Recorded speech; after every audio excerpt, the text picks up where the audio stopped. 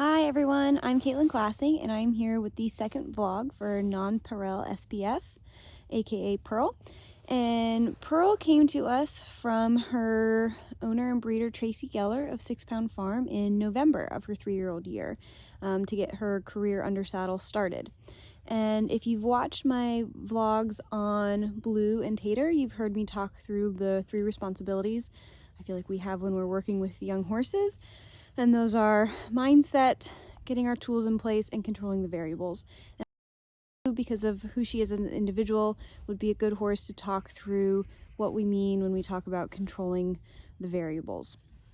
So basically, big picture is that it's really important for us when we're working with these young horses to remember that it is our agenda that we're working on. It's not theirs.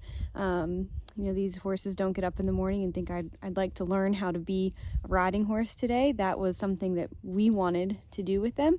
And so as such, it's important that we take full ownership and really be the brains of the operation. And that's not to say that horses aren't smart. They're incredibly smart and really capable of learning a lot, but it means that it is our job in every situation to make sure that we're setting them up for success and controlling every variable that we can to make sure that they stay confident and happy in their work, because it's work that we are asking them to do.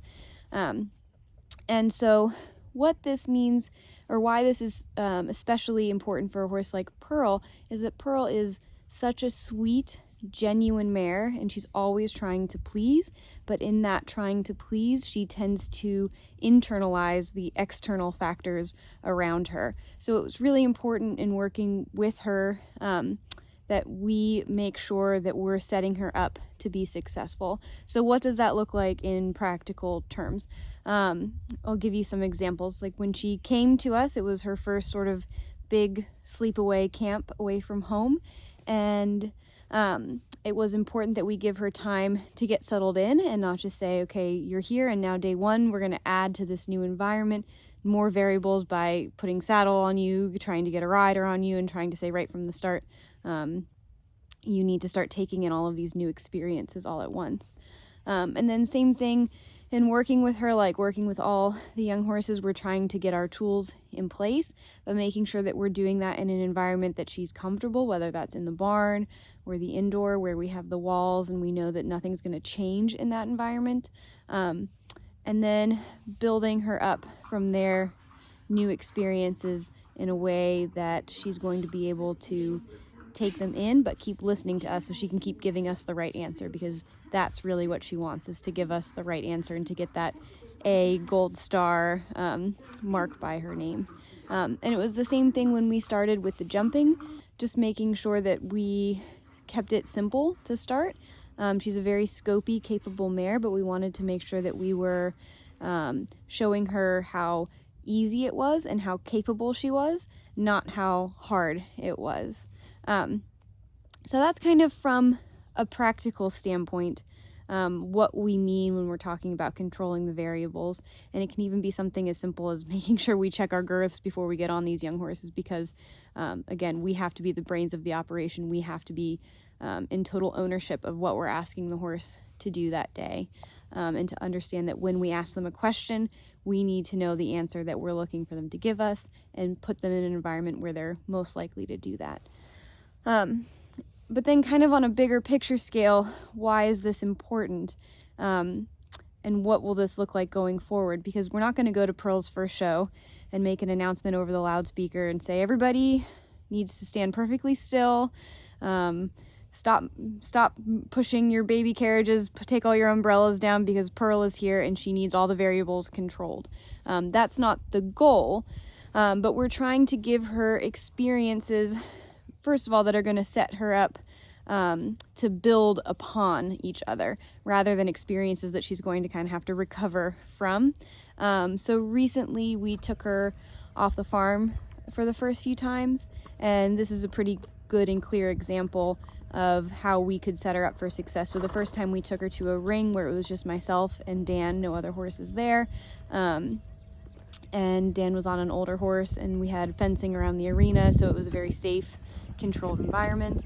and she was able to learn that getting on the trailer, going somewhere and being ridden is not something that's overwhelming, but it was an experience that we could build on.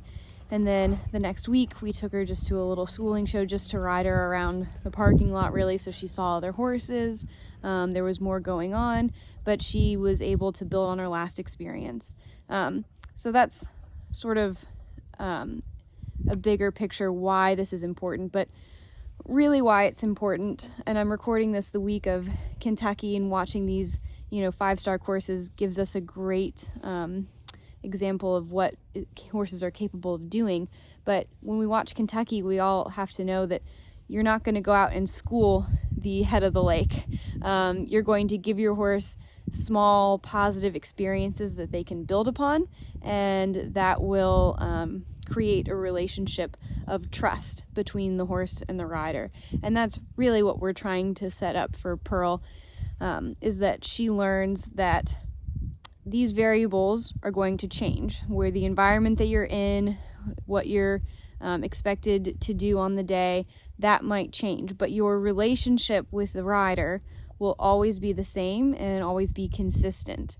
And so we change the variables slowly so that she doesn't get overwhelmed and she can keep listening to the rider.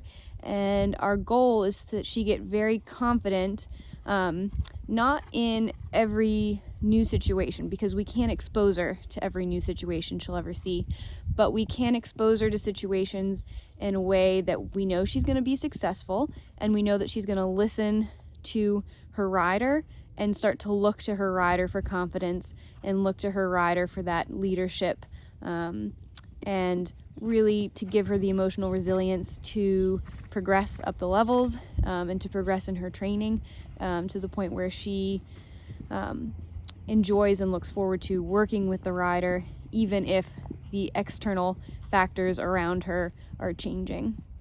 So we've really enjoyed having Pearl in the barn, and I have to say, everyone knows I love a good barn name, and her barn name just suits her to a T. She is dainty and delicate and everything you would like a feminine mare to be, and she has just become a real pleasure and barn favorite because she does have that just absolute desire to please, but it's our job not to take advantage of that desire and to make sure that we're giving her every opportunity to be successful. So that's a little insight into Pearl, and as always, if anyone has any questions, feel free to get in touch, and we look forward to keeping you posted.